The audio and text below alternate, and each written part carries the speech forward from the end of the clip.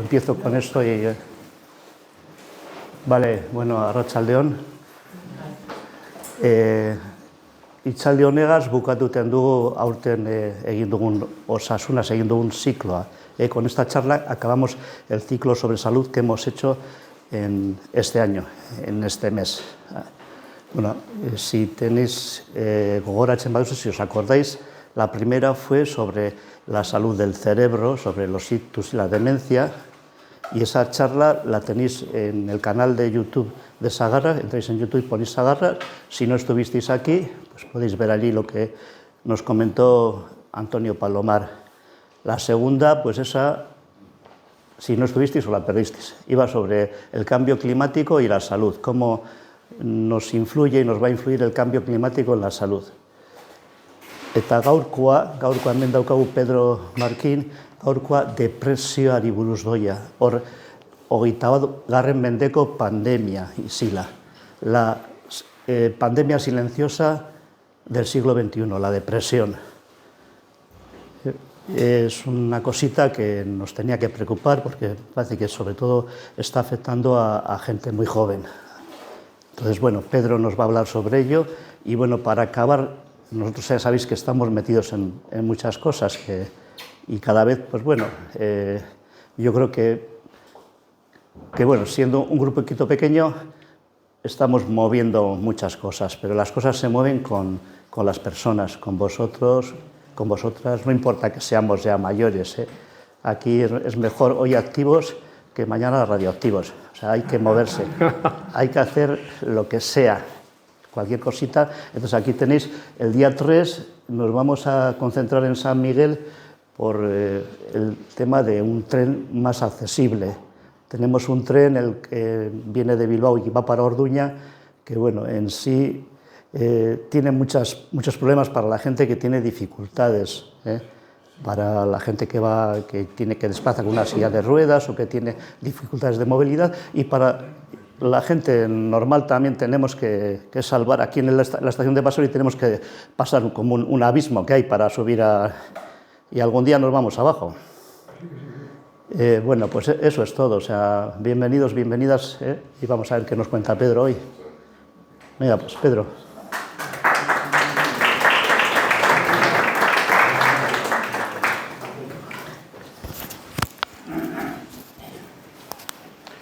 Bien, Ongitorri, bienvenidos.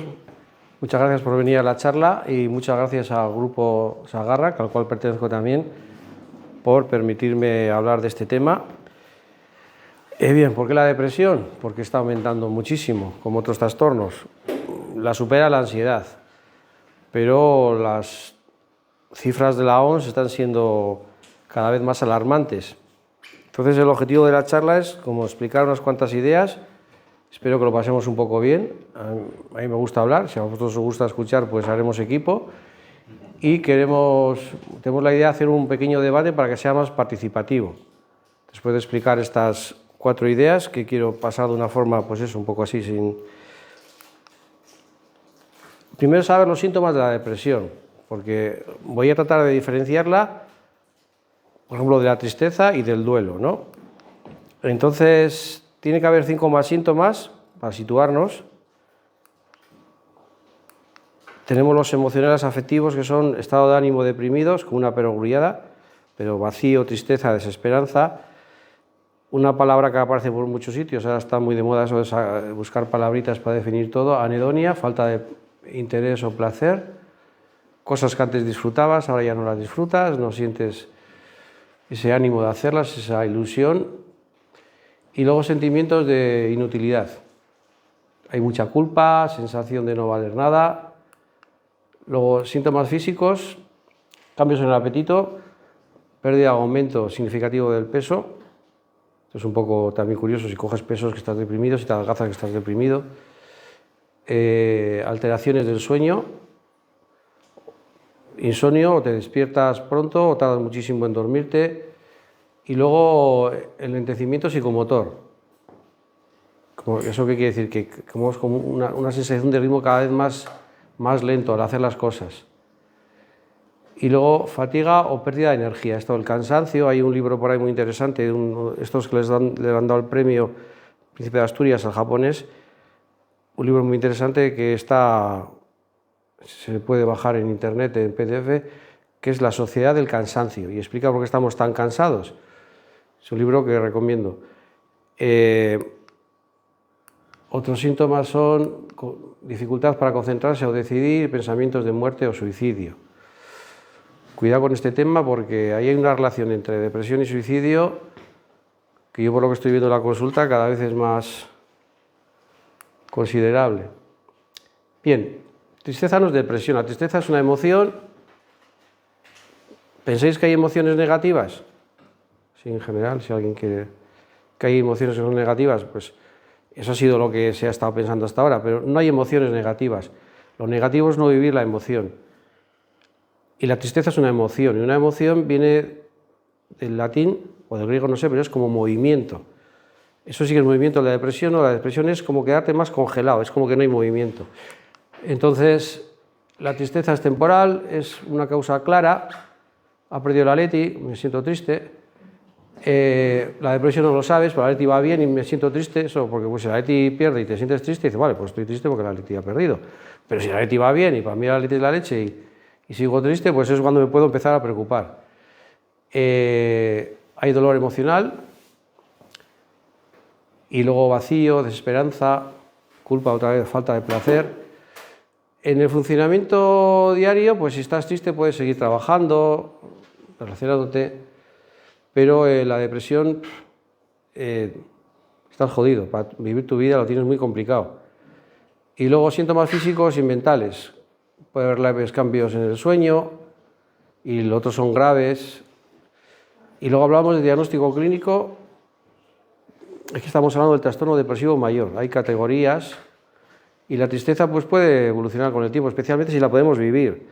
Entonces, no sé, ahora ya se ha puesto de moda, ¿no? Es como que decir, un sábado por la tarde estás triste, pues te dicen, no, en vez de irte al cine o llamar a un amigo y irte a tomar unas... Prueba en alguna ocasión, que eso también lo puedes hacer, o sea, salir de ese estado de tristeza, vivir la tristeza, entrar en contacto con ella y si ya puedes encontrar a alguien con quien puedas expresarla, con quien puedas compartir, porque es una cosa que yo digo todas las charlas, los psicólogos vivimos de que la gente no tiene buenos amigos. En el momento que tienes buenos amigos puedes compartir y ya no estás tan solo y expresar esa tristeza. Es especialmente complicado para los hombres porque nos han dicho que pero si eres una nenaza, no te pongas a llorar, que das vergüenza. Entonces, como se supone que los hombres no lloramos, y eso mata porque cada emoción que congelamos es energía que se queda en nuestro organismo que se va a manifestar de otra forma, con síntomas físicos o psíquicos. Bien, luego también otra cosa que se suele complicar a veces o mezclar es la diferencia entre duelo y depresión. Digo complicar porque una cosa puede llevar a otra, ¿eh? El duelo también tiene síntomas muy parecidos y la causa, pues la pérdida de un ser significativo. Esta es una de las frases importantes. Puede aparecer sin motivo aparente. O sea, lo complicado de la depresión es cuando uno está deprimido y parece que no hay motivo, que es lo que por donde puede aparecer la depresión más complicada. El duelo disminuye con el tiempo, hay una serie de etapas que se van cubriendo y si va bien, pues se va saliendo del duelo y aunque, por ejemplo, si una persona, un ser querido ha fallecido, ese dolor siempre va a estar ahí, se puede situar, es como situar esa muerte. El otro día una chica, una paciente, me contó un sueño, sobre unos sueños que me interesan muchísimo porque son súper explicativos. Dijo que soñó que cogía las sábanas de la cama y que las colocaba en los cajones de una cómoda. Y es que estaba ya archivando su cerebro la situación del duelo de la persona que se había muerto. Entonces aquí es como que se organizan. La naturaleza se alterna entre tristeza y momentos de alivio o recuerdo positivo, efectivamente. Lo puedes ir llorando, la autoestima se mantiene, el otro no. Y luego, pues eso, centrado en la pérdida del fallecido y centrado en el propio sufrimiento. A veces se pueden combinar uno y otro, ¿eh? De hecho, pasa. Estos son los datos para que 332 millones, el 4% de la población, por eso hablo yo de pandemia. Es una cosa que va avanzando. Esto es del 6 de noviembre del 25, son los últimos datos de la OMS para ver la actualidad de las cosas. El uso de psicofármacos. Bueno, la otra charla que di tenía que ver con esto de los psicofármacos. Lo primero, claro, intereses económicos y prescripción excesiva. Ahora los lobbies farmacéuticos tienen muchísimo dinero, están pagando dinero, de hecho, a los especialistas más conocidos, profesores de universidades en Estados Unidos, para que digan que tal o cual trastorno es un trastorno de origen biológico, algo que te falla en el cerebro, que la solución son las pastillas, les están pagando pues, 300.000, 400.000 euros. Algunos han tenido conflictos con sus universidades porque les han dicho no puedes estar diciendo eso ahí porque no hay pruebas científicas que digan eso, porque no lo van a encontrar. Trastorno no lo van a encontrar porque el gen no existe, es como lo de los genes. Entonces le dicen, tienes que elegir, dice, vale, pues elijo lo que más pasta me da, que es estar mucho cuidado con que se llegue aquí. Yo estoy atento a alguna cosa, he visto en la tele, no sé si es que la habéis visto, la he soñado. En España, el día que pueda suceder como en Estados Unidos, que se pueden anunciar los psicofármacos para ansiedad, depresión, etc., en los medios de comunicación, pues en la tele, los periódicos, las revistas. De momento aquí está la cosa contenida, pero el día que puedan anunciarlos, estamos jodidos, porque ya nos van a comer, la gente vaya detrás de ellos, luego hay enfoques alternativos y combinados. Los fármacos cumplen su función, pero con psicoterapia pues se trabaja bien, se resuelven los duelos, se resuelven las depresiones, la tristeza, por supuesto, la tristeza fluye, ahí la gente llora. Ya te digo, porque falta. Entonces se propone combinar y la conclusión es que los fármacos pueden ser útiles como apoyo, pero en casos graves, si una persona está sufriendo mucho, evidentemente le vamos a facilitar un fármaco. ¿Qué recomendaría yo? Si alguien, su médico que le plantea tomar fármacos, que le pregunte, oye, ¿y esto, el plan de retirada? Cuando entras a un país, y esto, los americanos, no, ahora, cuando entras lo invaden, luego el plan de salida. Entonces, si yo voy a tomar, ahora una chica me ha preguntado, oye, que me han dicho que tome antidepresivos, pregúntale al médico qué plan de salida tienes para cuando lo retires, porque hay algunos, un hipnótico no, el problema, dejas de tomarlo, igual duermes peor, pero hay algunos que hay que hacerlo de forma organizada, escalonada, o al menos, entonces es una buena pregunta.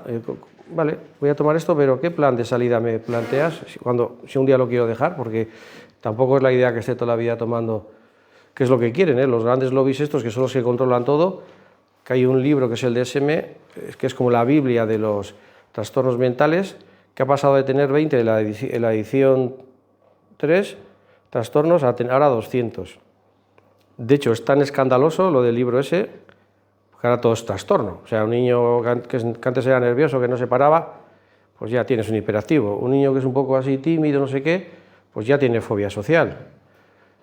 Y con estas cosas se hacen campañas, quiere decir que te salen en todos los medios de comunicación. Entonces el tema es buscar siempre, porque si queremos buscar síntomas, lo vamos a encontrar. Y decía el DSM que el presidente, el director del DSM-4, porque se va evolucionando hasta el DSM-5 ahora, es el que lo está denunciando. Ahora que se ha jubilado, parece que son de estos que llamo yo jubilados arrepentidos, sean sicarios económicos, sean fiscales generales. Este ha sido el presidente del DSM, ahora está denunciando lo que hace el DSM, porque él ha probado a pasar tests y pruebas entre sus amigos y todos daban algo, o sea, caes, o sea, o tienes trastorno de déficit de atención o tienes depresión. Entonces es tan exhaustivo, te busca tanto las cosquillas que siempre vas a tener algo. Y entonces, claro, el siguiente paso, que esta gente, esto lo conté en la otra charla, han llegado ahí a los colegios a hacer pruebas a los niños, tests, bueno, algunos quieren, mis hijas, hazme pruebas, pero después han dado el paso de que cuando los niños han dado positivo en ciertos trastornos, ya han querido quedar con los padres para hablarles de medicar a los niños. O sea, si huele mal, no, lo siguiente. Luego también el efecto sintomático. Puedes tomarlos y sentirte, bueno, no, sentirte que estás mejor, no, estás más acartonado, menos consciente, pero cuando dejas de tomarlos, vuelven a emerger, porque el problema sigue ahí. Entonces no ha sido a la raíz del problema. Las causas psicológicas, que siempre está bien tenerlas en cuenta. Y esto es al suspender la medicación, pues los síntomas reaparecen. Crean dependencia, efectos secundarios, que todos podemos conocer por la medicación, y luego es reducir excesivamente lo humano a lo biológico, que este es el interés, esta es la clave. Cada pequeño problema de la vida cotidiana, vamos a decir que es un trastorno, que es biológico y que casualmente se han encontrado una pastillita que lo cura. Y de ahí a sacar dinero, Y luego a largo plazo, pues eficacia limitada, porque llega un momento que ya no hay efecto, sobre todo, por ejemplo, pastillas como antipsicóticos, etcétera, ya no tienen su efecto y seguimos tomando pastillas y nos vamos quedando empastillados.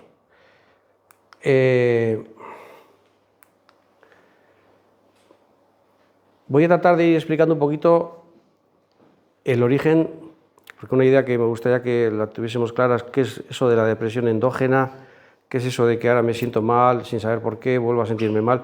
Por ejemplo, ahí está la entrevista increíble, emocionante a Edurne Pasaban sobre su historia depresiva y cómo va saliendo, cómo va entrando, cómo tenemos un montón de gente que conocemos alrededor que va viviendo estos procesos y que de repente otra vez se encuentra mal y es como que sales, como que entras. Entonces, ¿qué es la depresión anaclítica? Anaclítico tiene que ver con apoyo, esta palabreja. Entonces, este hombre, esto ha sido muy importante, René Spitz, en la historia de la psicología, porque se dedicó a estudiar lo que es el desarrollo del primer año de vida del bebé. Entonces observó a bebés, sobre todo bebés en orfanatos, que tenían pues, todo el tema logístico de comida, de ropa, de que no tenían frío, pero ¿qué les faltaba? Les faltaba cariño. Entonces estos se morían, muchos se morían, y dicen, bueno, ¿por qué se ha muerto? Si tiene ahí comida, si yo no le falta de nada. Pero le faltaba ese dedo que agarrar y que apretar con tanta fuerza. Entonces estudió el vínculo afectivo. Ha habido algún otro profesional, Wilhelm Reich, que también en la última etapa de su vida, cuando ya se fue, hasta que lo mataron los americanos en una cárcel, se dedicó a estudiar lo que es un niño sano y el vínculo de un niño con su madre, ¿no?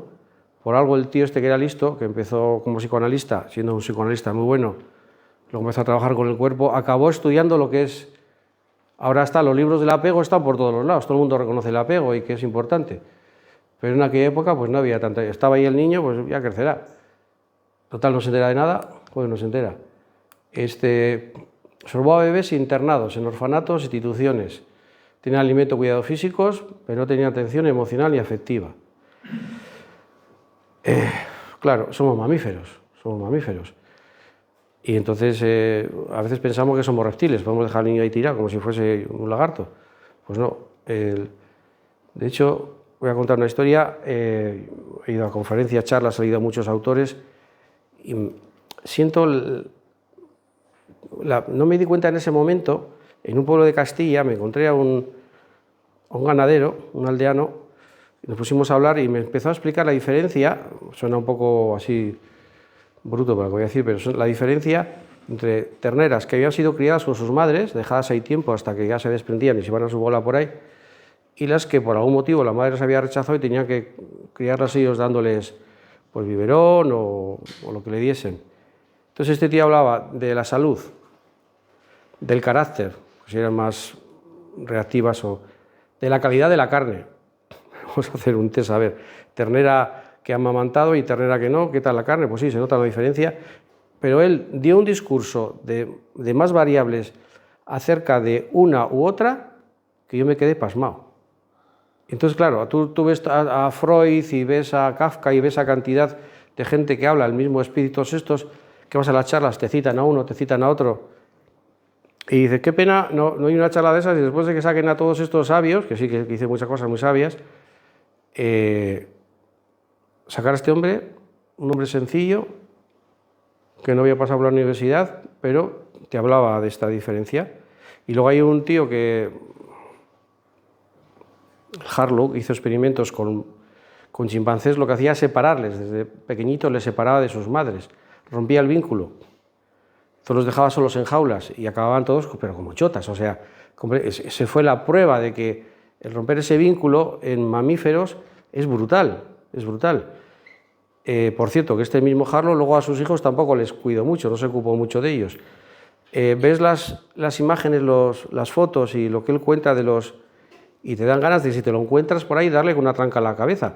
Porque ¿cómo puede ser tan sádico para probar lo que es a animales, hacerles sufrir hasta este punto?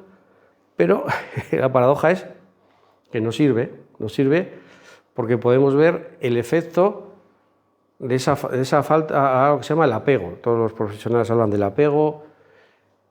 Y bueno, seguimos. Las causas: el bebé ha tenido una relación buena con su madre, figura principal, se pierde ese vínculo, suele ser entre los 6 y 18 meses, cuando el niño reconoce a su madre y necesita su presencia, para estar seguro, que es lo que necesita un niño, seguridad y afecto. Entonces, síntomas observados: 3 fases pasa el niño. Protesta, atentos a la jugada. Segunda, desesperanza. Tercera, desapego, retraimiento. Ya estamos hablando de retraimiento. Si se restablece el vínculo, pues antes de 3 meses el bebé se recupera, después de tener pataletas y tal, pero si no, quedan secuelas emocionales, apatía, retraso de desarrollo, dificultad para vincularse con otros. Aquí se puede instaurar la raíz de una depresión que llamamos endógena. Es como algo que llevas ya toda tu vida dentro de ti, es como algo que llevas ahí dentro de ti, se crea como un búnker para que eso no aparezca, porque te entra el canguelo, pero ya llevas esa depresión endógena o ese huevo ahí, ese núcleo depresivo dentro. Y es el que un día pues puede aparecer o luego desaparecer, y es lo que podemos llamar depresión endógena. Estas son, pues, por citar las raíces del... Claro, aquí entramos en un conflicto muy grande, ¿no? Son siglos de luchar por los derechos de la mujer, yo no los niego, hoy es el día contra la violencia contra la mujer, ¿de acuerdo? Pero somos mamíferos, no somos reptiles y necesitamos ese calor. Entonces, no, es que claro, estás diciendo que la mujer se quede en su casa. Claro, esto es lo curioso, que lo vamos a ver ahora. Ha habido una evolución. Bueno, aquí se muestra cómo el afecto, el contacto y la relación con la madre son tan vitales para el desarrollo del niño como la comida o el abrigo. Ahora son muchos los psicólogos que están viendo las teorías del apego y la importancia de esta fase. Hace falta valor también para decir, bueno, este inciso lo meto, pues si alguno lo ha conocido o le suena, el método Stiville. El Stiville ha copiado un método en un americano, como no. Ha escrito un libro que es un bestseller, sigue por ahí por la tele todavía, ahora sale su hija, como el Arguiñano con su hijo y todos con su hijo. Si es actor, el hijo va a ser actor, si es cocinero, será cocinero, y si como escribe sobre el dormirte, es considerado en muchos ámbitos como un especialista. Yo su libro lo resumo como un manual de tortura para niños. Punto pelota, no me interesa, ni siquiera puedo decir que me lo he leído, porque a mitad del libro paré, no podía más, digo, pero ¿cómo puedes tener? Es muy sencillo, dejar a que al niño ahí se quede llorando y se adapte. No se adapta, se deprime, ya se desespera. Yo no puedo estar llorando, llega un momento que la máquina humana es tan perfecta, pasa que la tratamos tan mal, desconectamos de nuestro cuerpo. Los niños ya llega un momento que no lloran porque se han resignado, porque se han deprimido, porque se han metido dentro de ellos y ya pasan del mundo, de este feo mundo. Entonces tú pasas y miras y está, joder, duerme 12 horas y tal, y qué bien. Y digo, mis hijas mellizas no dormían 12 horas ni locas, de hecho se relevaban para despertarnos, siempre dando guerra. Pero quiero decir que yo no hubiese sido capaz de aplicar ese método, dejarle llorar, y muchos padres te lo cuentan, que lo oían llorar o que abrían un poco la puerta, y claro, usted decía, no, resiste, no, ten fuerza, aguanta, que no seas débil, que el niño tiene que acostumbrarse. Claro, se acostumbra a base de deprimirse, y ya tienes ese núcleo, que ese niño, pues, ojalá no, pero probablemente tiene muchas papeletas, para que, pues cuando tenga 25 o 30 años, pues aunque todo le vaya bien, o mucha gente, que es el problema, que tiene unos hijos maravillosos, un trabajo maravilloso, un marido maravilloso, todo le va bien y están deprimidos, pero como monas, están deprimidísimos. ¿Y por qué? Porque estas cosas que se gestionan En estas edades, este es el sistema, es dejarle que el niño llore y aguantarte las ganas de abrazarle y dejarle que se vaya resignando y no nos damos cuenta que el niño se está deprimiendo. Se daña el vínculo, que es lo fundamental que tiene un niño, el vínculo de apego. Se queda un vínculo inseguro. Si lloro y no pasa nada, pues llega un momento que dejo de llorar, porque tengo que sobrevivir, no puedo estar ahí siempre llorando. Y ya te digo, nuestro cuerpo y nuestra mente son geniales, maravillosos. Entonces mueven ficha y dice, vale, pues aquí me quedo deprimido, en la cuna. Se cree que son niños autónomos, niños que han desconectado, esa es la palabra, han desconectado, y ya no se quejan. Entonces un niño que se está quejando, que grita, que chilla, que te la monta, pues es un niño sano. Da por saco, vale, da por saco, pero es un niño sano. Pero un niño que está ahí en la cuna callado, que ni miran casi, pues ya está. Ha habido intentos de prohibirlo, el libro está cerrada la petición, pero se ha intentado prohibir con buenos argumentos, y esta es una investigación que está haciendo un profesor, bueno, que ha hecho, que ya sacará los resultados, un profesor de psicología de la UPV en Donosti, José Martín Amenábar, que es colega mío. Entonces ha hecho 2 cuestionarios para aquellos que en algún momento le aplicaron el método y otro para quienes en su infancia se les aplicó el método, o sea, para padres que le han aplicado, y está intentando sacar adelante investigaciones que puedan probar, porque todavía hay gente que se fía de este libro y lo defiende. Bueno, según cómo estén de duros los corazones, pues lo podrán seguir adelante. Entonces, esta es la clave, un poco de la charla, de reactiva a endógena. ¿Qué quiere decir reactiva? Reactiva es que baja la letra segunda y me deprimo, vale. Hay una causa, es reacción a algo, eventos traumáticos o dolorosos. Endógena, desde el interior del individuo muchas veces sin una causa externa evidente.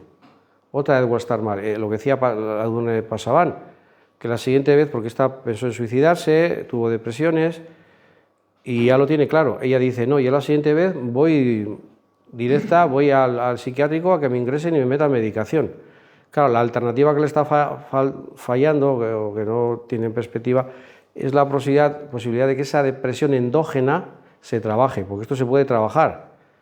Es decir, que si es reactiva, mejor, porque va a ser fácil. Y ha habido una evolución. ¿Por qué digo evolución?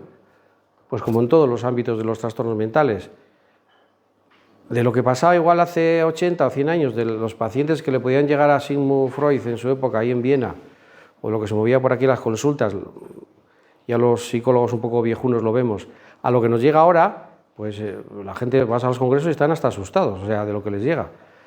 Entonces, ya la gravedad es mayor. Ya hemos pasado una depresión más reactiva y cada vez hay más endógenas, cada vez hay más estas depresiones que llamo yo los núcleos, los huevos, los que se abren y salen, sin razón aparente. Entonces, y esto pasa con otros trastornos también.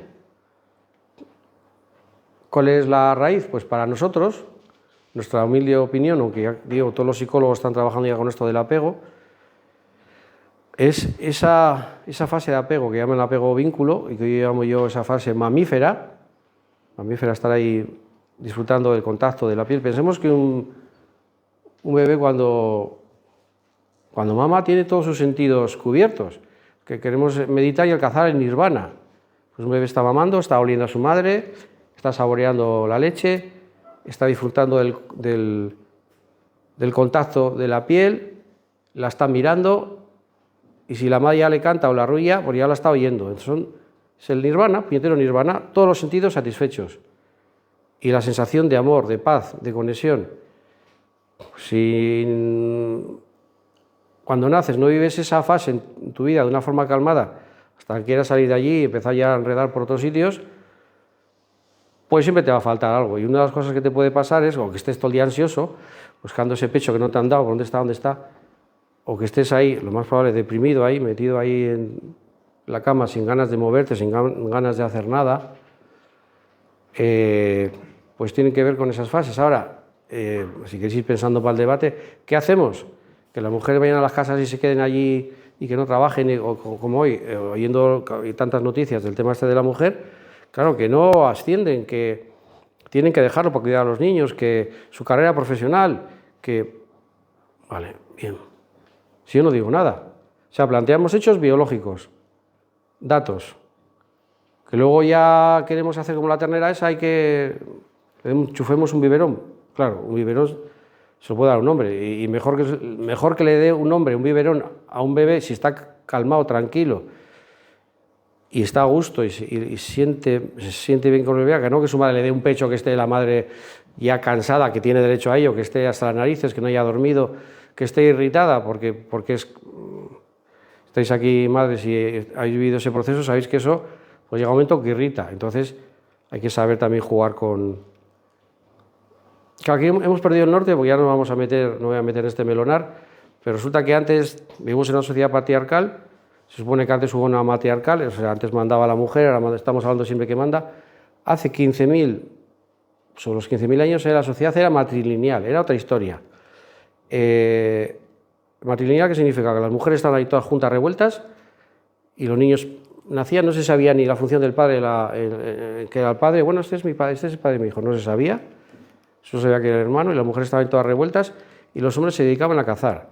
A base de esto, tenemos por término medio, ya no me pongo yo en la punta de lanza, más fuerza física los hombres que las mujeres y mejor visión espaciotemporal, o sea, nos situamos mejor. Yo en Bilbao me meto en una tienda con mi mujer y cuando salgo me hago loco. Me hago así el loco y mi mujer sale y no sabe si tiene que ir para aquí o para allá. No sabía si veníamos de la Gran Vía para aquí o de la Gran Vía para allá. Y lo he hecho muchas veces la prueba. Salgo y pacientes están en la consulta y dicen, no, porque el metro, y si mi calle está aquí y el metro está para allá, digo, ¿cómo que el metro? El metro está allí.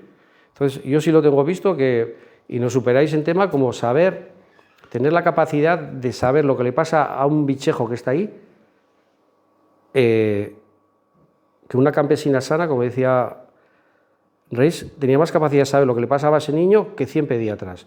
Esa capacidad de conexión, esa capacidad que es más intuitiva, ese cerebro femenino, que es más potente para ciertas funciones que a los hombres pues igual nos resultan más complicadas. Eso no quiere decir que no tengamos un cerebro femenino, pero cada uno, cada mochuelo en su olivo, como dice. Luego me diréis si hay aquí alguna persona que sea así más de defender que la mujer luche como el hombre y tal, pues igual tenemos depresión y suicidio, vamos, que tienen su relación. Hay gente que ya sufre tanto. El otro día estuvo en Bilbao una jornada sobre el suicidio. Vino Lola Fernández Ochoa, aquí como ya tenemos una edad, nos acordamos de Blanca Fernández Ochoa, muy buena la ponencia que hizo, tenía las 4 H's esta chica, que no es fácil porque hay mucho ego, mucha historia, y ya hubo otros ponentes después, y digo, este sacaba un libro, digo, este no se lo he comprado. Pero esta Lola tenía humanidad, humildad, honestidad y humor. Tiene un humor fino, metía unas... Y claro, fue una gozada oírla. Y explicó por qué había hecho toda la historia y hablaba de la historia de su hermana. Su hermana era la típica que entraba y salía, o sea, que se la abría, desaparecía días y se lo olían que su hermana se iba. Y es una pena porque eso ya te digo, eso se puede trabajar. Es una depresión que surge, que aparece, no va a ser un pasaje divertido, pero son cosas que se pueden ir atravesando. Pues sí, suicidio es uno de los principales factores.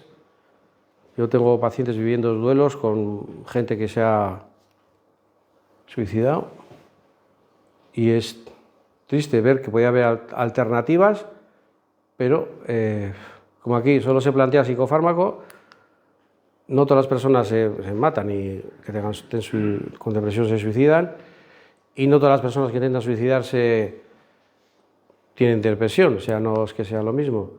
Causa de la depresión en nuestra sociedad. Bien, aquí vamos. Hay factores biológicos, psicológicos, sociales. Aumento de la soledad. Estamos muy solos. Tenemos pocos amigos. Contamos una cosa a un amigo y luego se la dice a otro. Digo, tú vete al psicólogo, que el psicólogo tiene... Tú le pagas para que no se chive. Vete al psicólogo.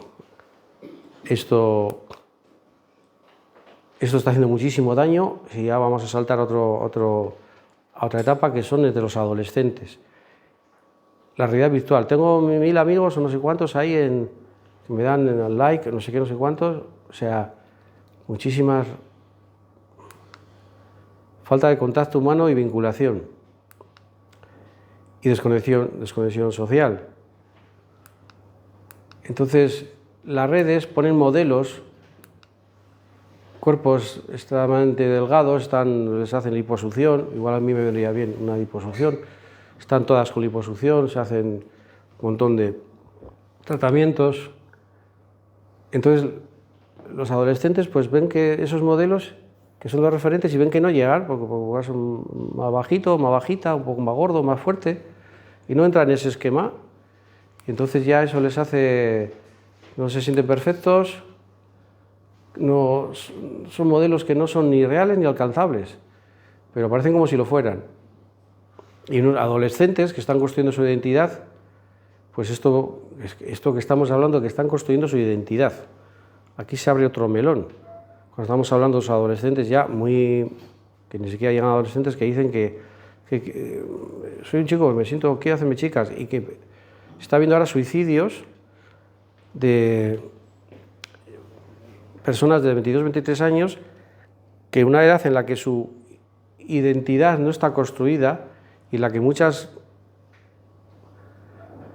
conductas pueden tener una base reactiva, o sea, de mosqueo, pues son confundidas y dicen, no, es que me quiero, y se toman medidas irreversibles, y luego ya pues se dan cuenta de que no, de que realmente todo eso no era así, que se sienten, ya no pueden porque ha habido operaciones importantes. Y entonces ya esta gente se está suicidando, ha habido gente que está suicidando porque cuando su identidad se ha construido, cuando ya se ha asentado, dice, no, es que déjale que tiene 13 años, pues si quiere operarse, que se opere. Y digo, bueno, pues si tiene 13 años, si quiere matarse, que se mate. Si no tiene autonomía ya para, venga, pues, no, me quiero operar, pues opérate, me quiero matar, pues mátate. O sea, es que yo, no sé. Y como estas cosas, como pasen por los políticos, ya se acabó. Y así son los políticos que deciden, con los que tenemos ahora, que válgame San Bernabé, que no se enteran de nada. Comparaciones, sensación de insuficiencia, búsqueda compulsiva de aprobación, mando mensaje y no me ha respondido nadie. Ah, mira, me ha respondido me ha dicho que sí. Entonces, cuando un adolescente percibe que no alcanza estos estándares, se siente insatisfecho corporalmente, se siente avergonzado, voy a meter barriga, disminuye la autoestima general y entonces es aislamiento social, desesperanza, vergüenza corporal, miedo, y esto le puede llevar a evitar las actividades sociales presenciales. Toda esta historia, nosotros pasamos toda la vida en la calle jugando y ahora ¿qué niño ves en la calle? Si le ves es con su padre vigilándole. Refugiarse cada vez más en el mundo digital y sentir que no se encaja en el grupo de pares. Los que estamos aquí hemos vivido una experiencia privilegiada de nuestra infancia, que haya sido más tranquila, más suelta. Yo me acuerdo donde vivía, en Cabieces, o sea, el portal no tenía cerradura, en mi casa había una puerta de madera, de esas de corrachapá, que le dabas una patada y la rompías, y que la llave era una llave normal. Y allí vivíamos, o sea, estábamos en la calle hasta que se hacía de noche y subíamos a casa, y ahora todo es más los niños que hacen deportes porque están regulados, porque ahora tiene taekwondo, o tiene balonmano, o tiene no sé qué, pero juego libre en la calle, de esa expansión que teníamos nosotros, y ahora ya no digo ya con los móviles, que están atontados, que están todo el día con ellos. El otro día, un día que hizo bueno, no era verano, pero hizo muy bueno, fuimos a Guecho, al Gorta, a Ereaga, y claro, muchos padres aprovechaban para estar con niños en la playa, metes un poco ahí en la ola y tal. Subimos para arriba buscando un bar que se pudiese tomar algo y encontramos uno, y había una pareja que le había dado una tablet a un crío y un móvil a otro, y estaban tan felices, hablando, bla, bla, bla, bla, en vez de estar abajo, ensuciándose, llenándose de arena y pringándose, pues estaban arriba tan felices, y los niños, la tablet, y ni se meneaban, digo, la has anulado. Y bueno, que vas aquí a la piscina ahora, vas a la piscina y te metes por la zona o sea, al polideportivo, te metes por las piscinas hacia el campo de balonmano y verás a madres esperando a que sus niños salgan ahí del este de natación, y el crío más pequeñajo, porque igual uno tiene 7 y está nadando y el otro tiene 2 y no está nadando, y el más pequeñajo con un móvil ahí anulado, o sea, ya está, anulado, que no moleste. Y esa es Esto también pues, tiene una influencia brutal. No todos los adolescentes expuestos a estos factores desarrollan ideas suicidas. Cuando baja autoestima, aislamiento social, acoso digital, son muy sensibles. Si lo unimos a esa falta de base y de fuerza, porque si el niño vive ese... A ver cómo me explico. Si vive ese apego fuerte, va a tener lo que nosotros llamamos un yo biológico fuerte, que es como los cimientos, luego construyes lo que te dé la gana. Va a salir un cabronazo o cabronaza con mucha fuerza. Y ese te va a aguantar muchísimas cosas. Cosa que si esa base ha fallado, si esos cimientos, ese apego biológico, esa etapa mamífera ha fallado, pues luego todo, a perro flaco todo son pulgas. Y luego pasa lo que pasa. Algunas preguntas podemos plantearnos. ¿De qué manera, vamos a crear un poco de debate, muy bien, podemos fomentar la conexión humana en un mundo cada vez más digitalizado? Eso ya lo lanzo para que opinéis, que he dicho que esto ya quiero que sea un poco pues, compartido, debate. Pero mi intención es explicar 4 cosas, fundamentalmente la diferencia entre depresión y otros conceptos y el origen de la depresión. ¿Y ahora qué hacemos? Otra cosa que digo yo en todas las charlas es que el trabajo de un psicólogo no es dar consejos. La gente viene, y yo los doy aquí porque si no os vais con sensación de vacío. Digo, que si hay unos consejitos. El tema de los consejos es interesante. El otro día leí que dar un consejo a alguien que no te lo ha pedido es un acto de violencia. Y luego lo demostraba, lo argumentaba. Entonces, si vais un día a un psicólogo y os da consejos, más allá de págame, ven a la hora, salir corriendo. Porque no, los consejos no. Y luego, bueno, porque a la hora de buscar síntomas, yo voy a contar un poco, parece chiste, ¿no? Un paciente que llegaba tarde a la consulta, entonces yo le analicé, interpreté, le cuestioné su odio hacia mí, o sea, llegas tarde por tu rabia, por tu agresividad. Entonces empezó a llegar pronto. Entonces le dije, no, que tú llegas muy pronto porque estás ansioso, porque tan pronto que llegas aquí 10 minutos antes, o sea, qué ansiedad. Entonces se compró un reloj de estos suizos que le daba la hora exacta y llegaba a la hora. Entonces, ¿qué le dije? Tú estás compulsivo perdido, chaval, o sea, no me digas tú que llegar aquí a la hora, o sea, es que no falla ni un segundo. ¿Qué quiere decir con esto? Que parece un chiste, pero es un chiste mortal. Si nos metemos en manos de alguien que está buscando en los trastornos y problemas y defectos, nos va a mirar de una forma que ya nos va a cazar, es que es imposible, no nos escapamos. Y ahí está el famoso experimento de Zimbardo, que un grupo de cabrones, psicólogos, algunos eran ATS y algún otro más, no sé qué sería, se hicieron pasar, simularon cuadros de esquizofrenia, de forma que los ingresaron en un hospital y ellos simulaban su cuadro ahí de no sé qué, que estoy psicótico, oigo voces, a veces por la noche no sé qué, veo cosas que no hay. Entonces simularon eso y luego dejaron de simularlo. Y al principio los testes, claro, daban como esa historia, pero luego dejaron de simularlo y no, había manera. Una vez les pusieron ya la etiqueta de esto y salieron algunos porque habían firmado que era una simulación. Los que les miraban ya, que eran profesionales, ya les habían encajado que si a ti te veo como un psicótico, esquizofrénico, hagas lo que hagas, ya no vas a poder cambiarlo. Y entonces, en una segunda fase de la historia esta, que en otros hospitales dijeron que a ellos no les pasaría, porque ellos tenían tales profesionales que iban a distinguir entre el que simulaba y el que no. Entonces el Zimbardo dijo, pues voy a mandar unos cuantos yo a los hospitales, a ver si les pilla. Si estuvieron atentos, pillaron a 60 simuladores y lo dijeron, ¿cuántos os he mandado? Ninguno. Ninguno, o sea que ya empezaban a mirar sospechoso, me la está metiendo, miente. Conclusión, o sea, no tenemos ni idea. Cuando estamos buscando trastornos no sabemos ni quién tiene ni quién no tiene. Y puestos a buscar, todo el mundo va a tener algo. De ahí no se escapa ni Dios. ¿Cuál es el papel de la educación y la familia en la prevención de la depresión? Bueno, aquí os he dado la respuesta. O sea que esto ya... ¿Cómo podemos apoyar a quienes atraviesan una depresión? Claro, esa es una buena pregunta. Aquí es donde viene lo que... Me quedan 5 minutos... pongo aquí esto, mi hija dice, esto es horrible, Aita, esto es horrible. Sí, me gusta a mí, que está así más rayado.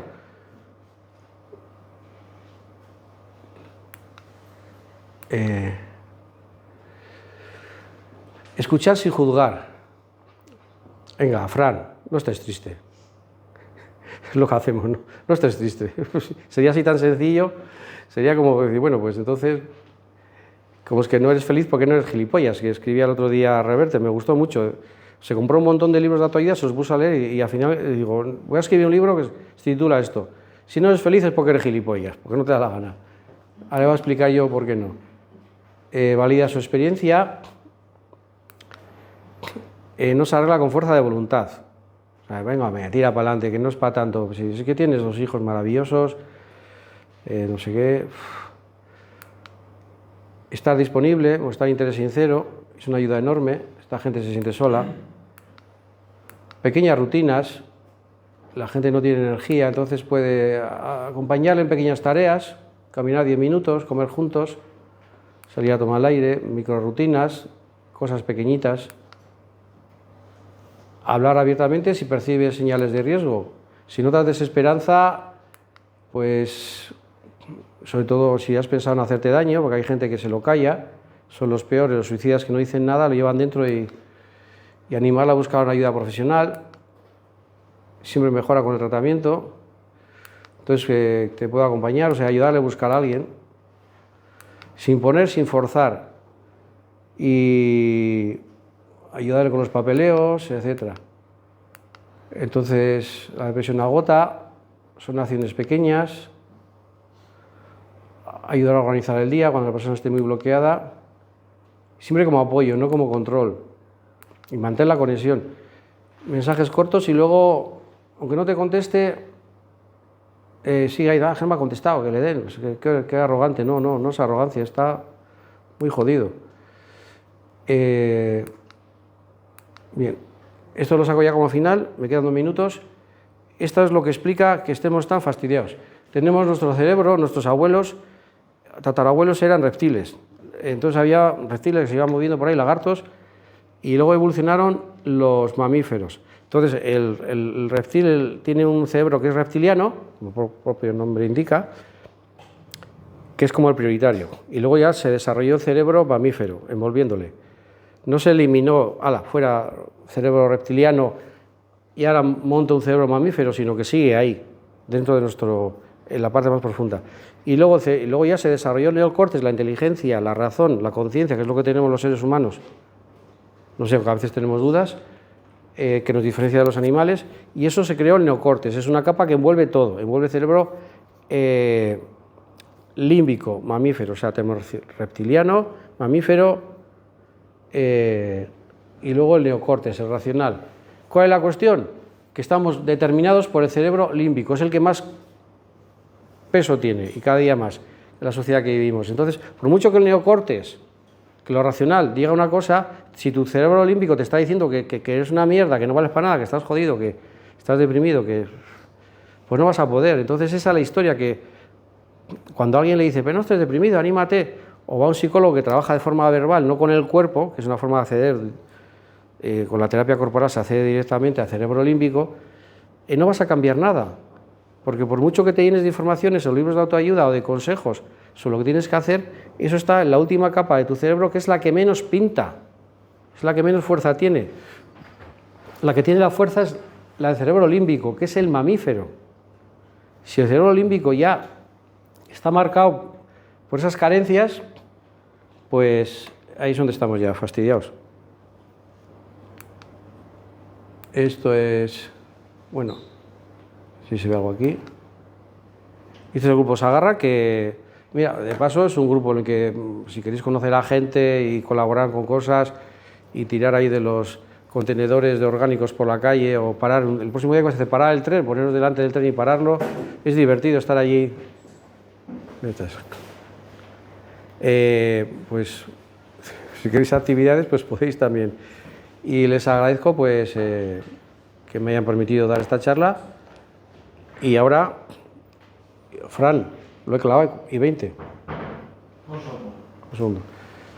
Yo estaba un poco preocupado, Fran, porque metiese mucho rollo, mi hija también.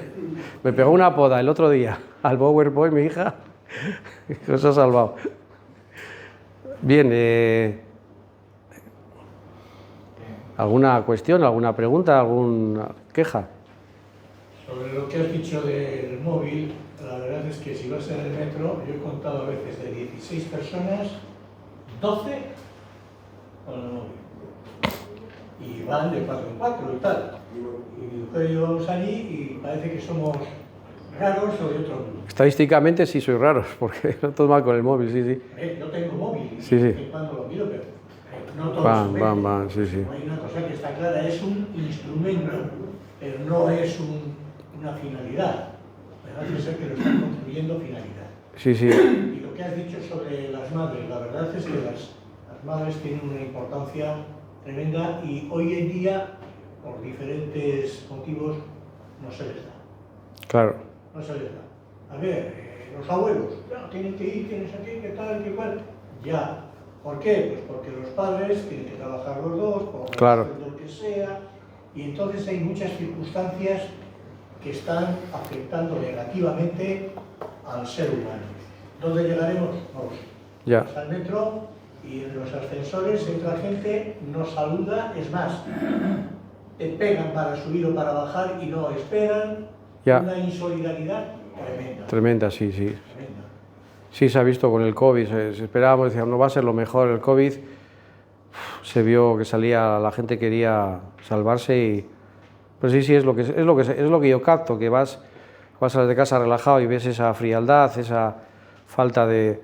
Ya que todavía los pueblos, o vas a ver un poco pueblo, pues puedes encontrar ciertos espacios, ciertas cuadrillas, cierta energía un poco más social. Pero sí, Bilbao es... Sí, se hizo un experimento, una persona que iba caminando por la calle y se mareaba y se caía al suelo, ¿no? Y lo hicieron en ciudades como París, Nueva York, y luego hicieron en pueblos, por ahí, por Inglaterra, España no, por Francia. Sí o sí, cuando era en un pueblo que una persona se caía, el primero que pasaba le miraba a ver qué le sucedía, venía otro, atendía, llamaban al médico. En Nueva York se cayó la acera y desde una cámara de arriba se veía cómo se hizo un vacío en la acera y la gente le iba evitando, y un agujero ahí, el tío ahí caído. En los metros venía alguien y le robaba. No vamos a decir la raza, venía alguien y decía, ay, ¿qué tal estás? ¿Cómo estás? Fuera reloj, fuera cartera, y ahí se largaba. Entonces, o sea, ¿qué pasa en los pueblos todavía? ¿Qué permanece en el pueblo de esa capacidad todavía de humanidad? Que las ciudades las hemos perdido, pues es lo que dices, o sea, ¿hacia dónde? Y otra cosa que ha dicho, ¿hacia dónde vamos? ¿Dónde vamos a parar? Porque como siga así la cosa, estamos... Bien. Y una cosa de lo que acabas de comentar, lo último, decías del cerebro límbico, que parece que es el que más marca, ¿no? El cerebro que es mamífero, y dices que desde lo racional parece que no puedes cambiar, sino que tienes que ir a la emoción. Y como psicólogo, por ejemplo, ¿cómo actúas? ¿Cómo llegas a esa emoción a las personas? A ver, no desde el razonamiento. Hablando, puedes estar hablando 1000 horas, claro, luego dentro de la psicoterapia los psicólogos, bueno, si no voy a discutir, no voy a ninguno porque estos están peores que nosotros, pero hay como escuelas que tenemos nuestras diferencias y dificultades, entonces los cognitivos conductuales trabajan todo bla, bla, bla, bla, bla, bla. Con las terapias corporales podemos acceder al cerebro límbico de una forma más directa. ¿Cómo? Por ejemplo, una persona que haya tenido que tragar mucha rabia de pequeño, porque igual ha tragado una vez, dos, tres, pues si llega un momento que tragas mucha rabia, esa rabia se puede quedar en tu mandíbula. Entonces, si yo me pongo a hablar de tu rabia, de rabia para aquí, rabia para allá, no sé cómo voy a acercarme a ella. Pero con una serie de ejercicios corporales, yendo a esa misma rabia, o sea, a toda la persona le aprietas y le duele, mordiendo una toallita de cosas que parecen así como... Puedes acceder a ese cerebro más límbico. Haces que salga la rabia, porque si la persona está rabiosa y le pones a hacer un ejercicio de respiración, llega un momento que eso se activa. De hecho, hay una anécdota de un curso que hice hace 1000 años, cuando era joven. Apareció un dentista. Y bueno, yo sí que vi gente que veníamos de la psicología más mental y fuimos encontrándonos con el cuerpo a través de Wilhelm Reich, y otros que venían más de lo corporal, de antigimnasia, de yoga, y ahí estábamos todos, o sea, gente que que había iniciado un origen, pero apareció ese dentista, ¿qué pinta aquí? Con él hice un grupo de psicoterapia y contó una anécdota de que estando en la consulta le vino un camarero porque no podía abrir la boca. Ya se tenía que alimentar con un tubito porque tenía la musculatura tan contracturada que no podía abrir la boca y claro, como lo que no podía abrir la boca, pues le mandaron al dentista, ¿no? Si se lo dolía el pie, pues al podólogo y así vamos. Entonces Marc, que se llamaba, Marc, se fue por una pinza, la desmontó y le metió en cuña una a cada lado de la boca y le puso a respirar con profundidad. No tenía el diván que tenemos nosotros, empezó a respirar y se empezó a cabrear. Él notaba que estaba cabreando. Entonces ya se dio cuenta de que el dentista tenía un cabreo de 3 pares de narices, paró antes de que el dentista el camarero se lo cargase. Y luego le dio un producto que no era para nada, un placebo, y dijo, esto viene de Estados Unidos, es la leche, no sé qué, para aquí, para allá. Tómatelo.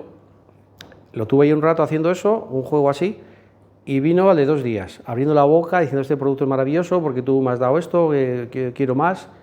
Le dijo, no, ¿quieres más? No, tienes toda una rabia aquí acumulada del copón. Y entonces le recomendó hacer un trabajo de psicoterapia en el que trabajase esa rabia yendo directamente a ella. Y cuando digo de la rabia aquí, es como que nuestro cuerpo se congela y nuestra memoria emocional está en nuestro sistema muscular. Porque nos creamos una coraza, a veces contenemos y volvemos a contener y así nos vamos endureciendo y creamos una coraza caractermuscular que es la que nos ahoga y es donde están las emociones. Entonces, yendo a esa coraza, con la respiración, con movimientos, eso es como accedemos a eso. Hay una terapia que se llama EMDR, que es muy potente para el trauma, que funciona así.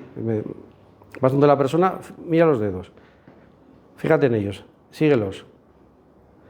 Esta es la base de esta terapia. Así parece una tontería, ¿no? Se basa en esto, hecho más tiempo, dentro de unas condiciones, dentro de una preparación. Funciona muchísimo. Para el tema del trauma, gente que tiene traumas del Vietnam, todavía queda alguno por ahí, los han trabajado y les ha funcionado. Y yo he trabajado el trauma con personas y he hecho mi trabajo personal y me he quedado flipado también de las cosas que me han podido salir. Entonces, ¿cómo es posible que moviendo los dedos así y siguiéndolos? Bueno, ha habido mucha discusión de cuál es el motivo por el que funciona. No se discute que funciona. Para mí la teoría más explicativa es que en la noche, la fase REM, Rapid Eye Movement, que es cuando estamos digiriendo y organizando, estaréis ahí digiriendo esta charla y organizándola, ha dicho esto, ha dicho aquello, se ha metido con Aleti, cabrón. Esa fase de la noche que se llama la REM, que hay varias fases, los ojos se mueven muchísimo y es cuando el cerebro va organizando, va asimilando, va digiriendo, va colocando, va haciendo que una zona se conecte con otra y que esto que está aquí se conecte con esto que está allí, cerebro femenino con el masculino, y es cuando se asimilan las cosas. Si la herida es muy grande, es traumática, no puede, el cerebro no puede. Entonces, de esta forma, es como que se reproduce artificialmente movimiento que el cuerpo hace de forma natural para digerir las emociones. Entonces, estamos diciendo, claro, esto se descubrió en el año 87, descubrió una señora yendo por una... y yo la conocía de antes, pero aquí como todo el mundo nos robamos las cosas que no veas y las ideas, pero el MDR es mover los dedos dentro de un contexto, pueden ser los dedos a veces, si la persona no puede, se hace con las rodillas, tapping y tal, pero es como ir al cuerpo, ir al límbico, porque lo que menos importa es casi lo racional. Si la persona no vive esas emociones, si no las experiencia que están en su cuerpo, Tú fíjate, por ejemplo, un niño que no le hayan machacado, cuando llora, todo lo que suelta, o sea, todos los músculos, toda la llorera, la garganta. Si tú le reprimes ese llanto, le dices, no llores, nenaza, que eres una nenaza, no llores, qué vergüenza estoy pasando, que es la peor forma de represión, porque dices, o lloras te meto una hostia, pues yo cuando tenga fuerza, él me mete otra, pero de momento, como llores te doy. Eso hace menos daño que no llores, nenaza, que me estás haciendo pasar vergüenza. Pues todos esos músculos, glándulas, nervios que están exteriorizando, se tienen que congelar. Están congelados en el cuerpo. Entonces, si esa persona la pones en una determinada postura, pues ya le estás tocando la nariz a su sistema defensivo. Y ahí ya empieza un juego en el que tú tienes que moverte, porque es como una partida de ajedrez, pero su sistema defensivo se va a ver cuestionado. Pero yendo al cuerpo, el cuerpo es la vía de acceso. Es lo que se dio cuenta Wilhelm Reis, que era psicoanalista, en vez de plantearse qué reprimo, qué emoción, cómo lo reprimo, entonces se dio cuenta de que entramos en inspiración, de que no respiramos. Estamos en... Y claro, si no respiras, no sientes. Entonces fue cuando cometió el gran avance y el gran error en la Viena de aquellos años de Sigmund Freud, de ponerse a tocar cuerpos. Pues fíjate la que lió, con aquellos judíos tan ortodoxos. Pero él decía, no, o sea, quitar la ropa a la gente, que a ella le pondrían de cerdo, de que no sé qué, de que abusaba. Pues no, era un tío súper honesto. Entonces te veía cómo respiraba la gente.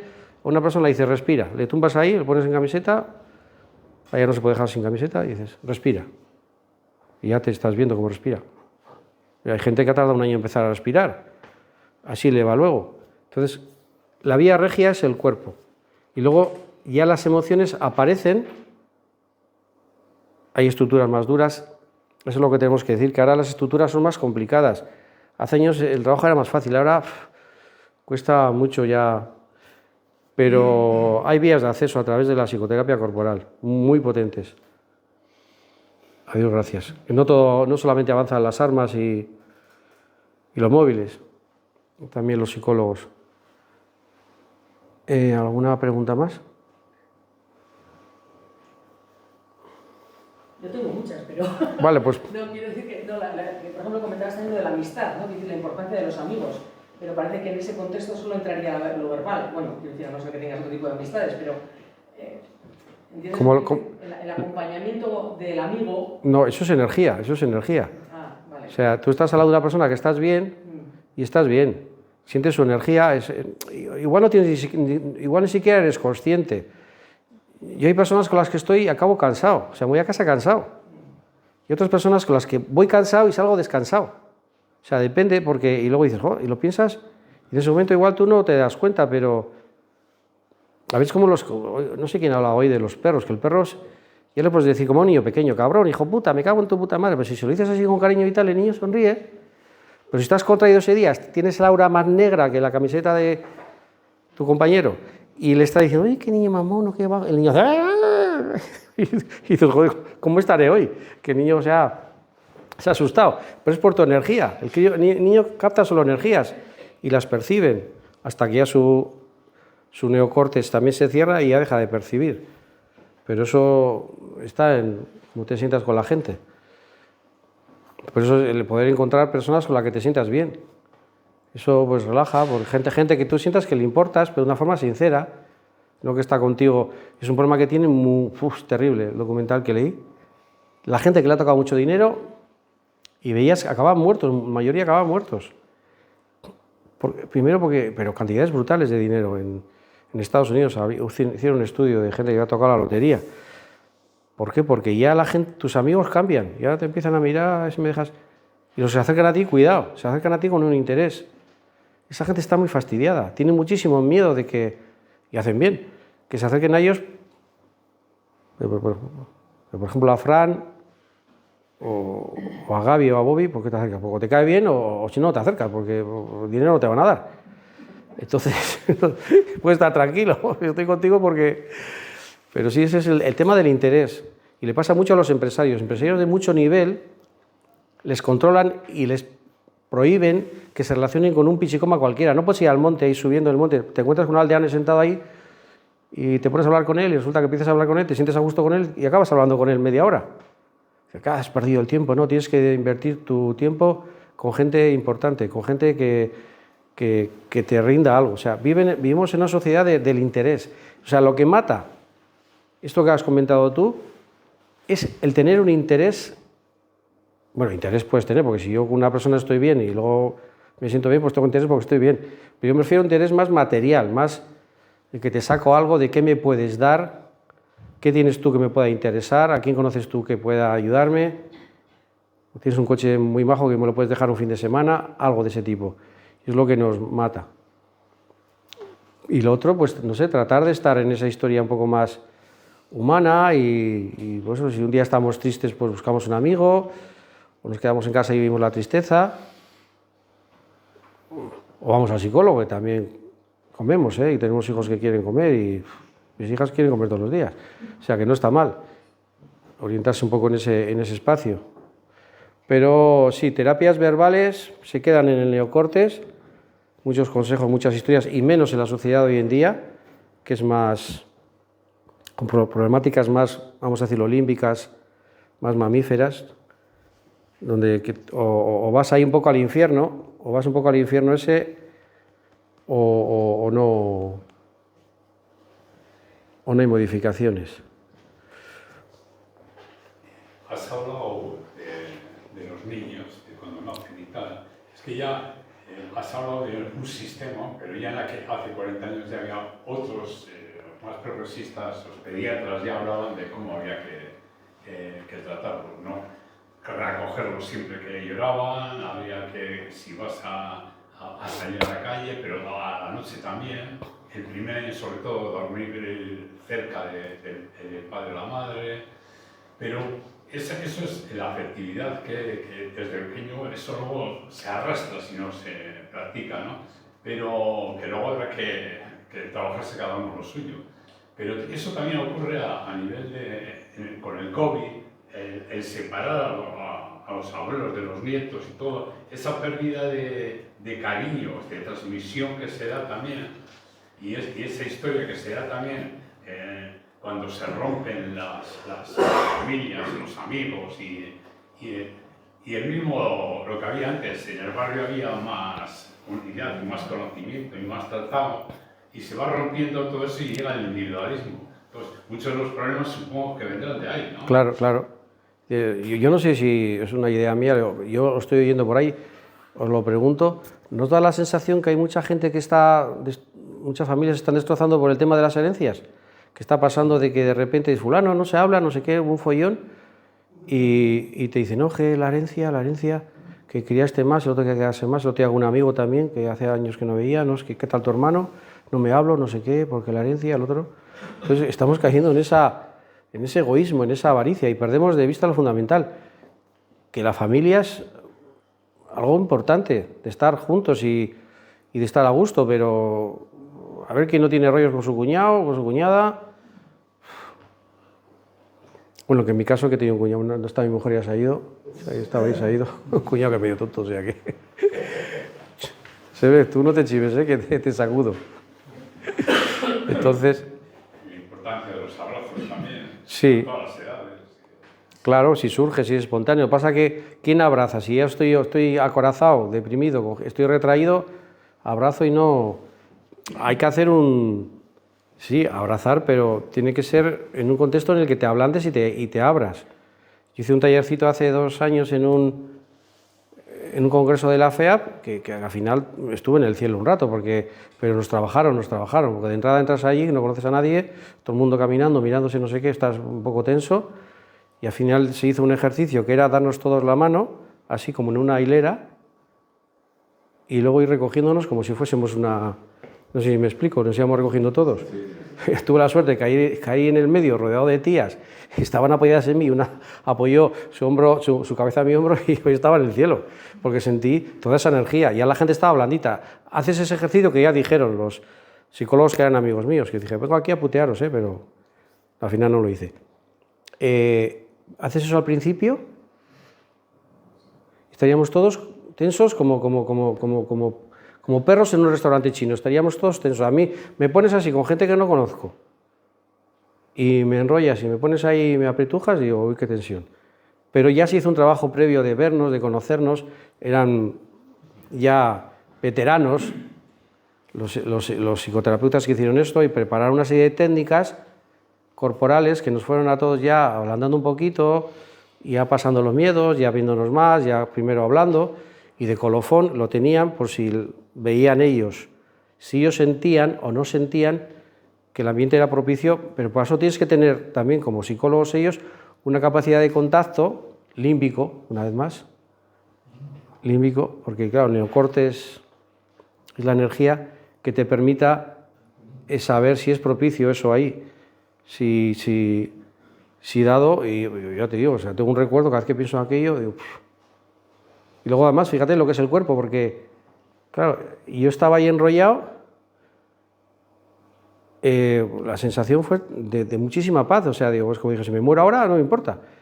Y cuando ya una chica puso su cabeza en mi hombro, ya fue el no más. Y luego, cuando estábamos hablando, lo que es el cuerpo, me acordé que con 17 años en el instituto, un poco borracho, en un, ¿cómo se llama aquello que hace? Guateques, un guateque que hacíamos, una chica que me gustaba, bailando con ella, pues apoyó su cabeza en mi hombro y también ahí subía al cielo. Y yo no relacioné una historia con otra hasta que después de hablar en este mismo sitio, me vino el recuerdo, dije, taca, por eso esto me ha sublimado tanto. Pero que vamos a que el cuerpo tiene memoria, aunque hubiesen pasado 1000 años, 2000 años, esa memoria estaba ahí y mi cuerpo no se olvidaba. ¿Y qué me vino? Como la emoción. El límbico se acordó, mi cerebro tardó luego. Y de repente digo, ¿qué? La chica aquella, en el guateque, la cogorza que... Bueno, la cogorza la cogí luego, por suerte, día para pasar aquello que es espectacular. Pero estaba en el cuerpo la historia. Para bien y para mal esas memorias están ahí. Bueno, ¿alguna pregunta más? Los de este lado muy bien, aquí os quedáis, tenéis que quedaros a recoger las sillas y limpiar un poco todo esto. Sí, sí. Lo que dices de darse la mano y tal, que recomiendan ciertos psicólogos, es que hay a veces, por ejemplo, yo cuando iba a trabajar en el metro de Bilbao, a la subida o a la bajada, había gente que yo notaba como que te estaban disparando una maldad o una neblina tremenda. Con ese tipo de gente, ¿cómo te vas a dar una mano? Claro, no, es que ahí protegerte, o sea, la coraza es algo que necesitamos para vivir. Yo digo, venga, vamos a estar todos blanditos. La coraza te la pones y más hoy en día, porque tienes que sobrevivir. Y estoy de acuerdo contigo, vas en el metro, las caras, la gente, la energía es... No sé, pero bueno, si te vas con los de Sagarra al monte a plantar allí lo que te llevan de plantar, pues vas a notar otra cosa. Entonces también buscar espacios, pero sí, totalmente de acuerdo. O sea, las miradas de la gente, la reacción, la dureza que hay ahí.